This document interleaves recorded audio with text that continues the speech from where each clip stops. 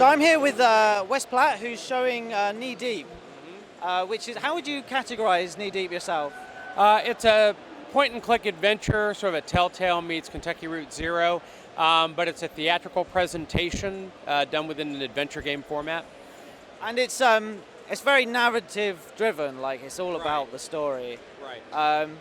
Having played a little bit, Joe was asking kind of how much your decisions and your responses will affect.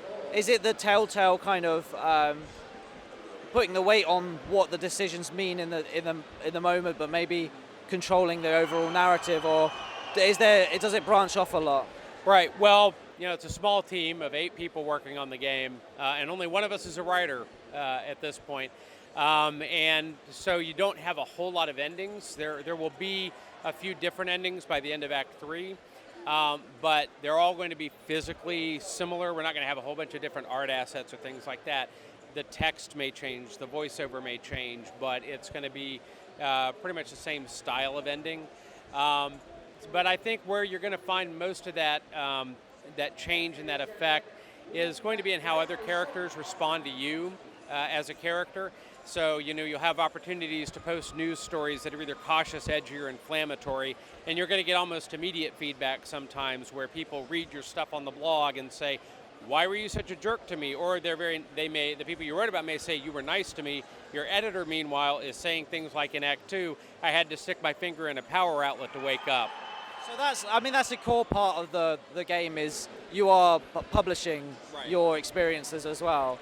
But it also has, it's presented as kind of a mock theatrical style. The things are presented as if they were props. You can often, like in the background, we can see there's a car, and it's got a wall that is. The wheels of the car clearly are sitting still, and there's a piece of scenery behind it, like a screen going round and around and around, like you'd see in a theater. What influenced that as a decision? Well, what we really kind of got to thinking about was the presentation of theater and how it's the kind of thing you don't really get to experience unless you seek it out. And it's really one of our most ancient art forms, right? To be able to bring that experience into one of the most modern art forms you can think about of a computer game was something we thought would be neat to experiment with. And it has really driven and informed all the art decisions we made coming forward from that. It's created a very unique look as well, and I can't think of many games that try that, other than Paper Mario. Like I know that Paper Mario has that, and it brings something to the table that other genres wouldn't have. And the other thing that we've discussed is that it's a film noir sort of story, and when you get into stories like that, you've got people trying to make a difference in the world, and the forces of the world are working against them all the time, and there's almost that sense of being railroaded into things. And in our game, it's not like a point and click where you can wander everywhere. We very specifically, because we're owning the idea it's theater, the actors that you're playing have their marks, right?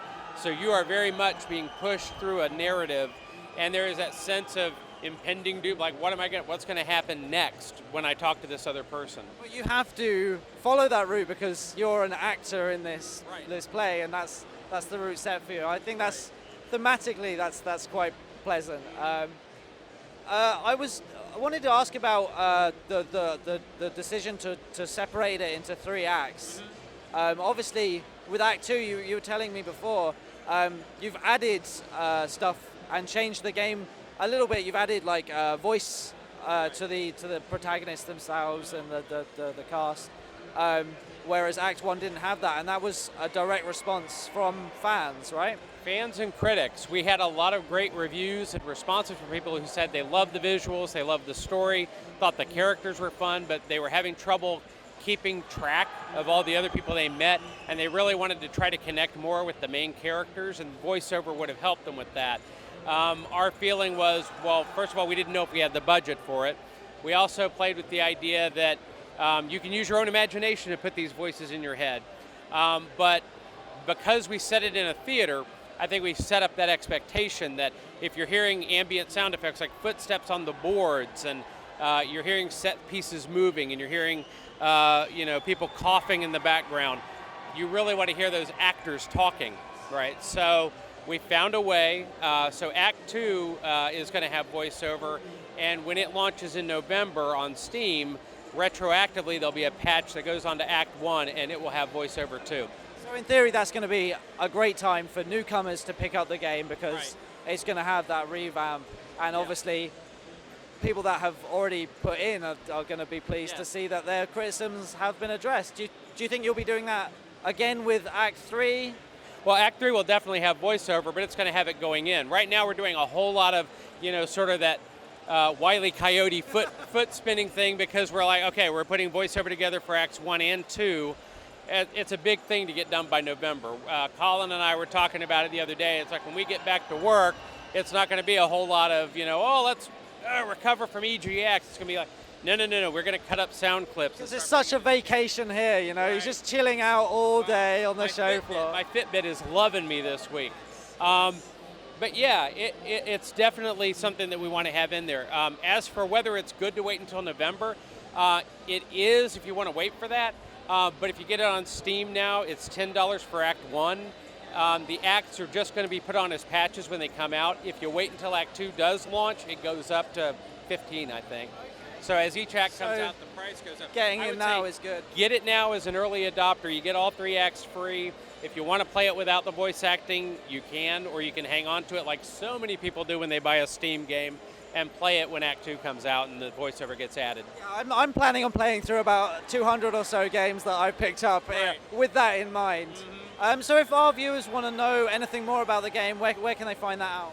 I would say look it up on Steam, or also go to our website at kneedeepgame.com.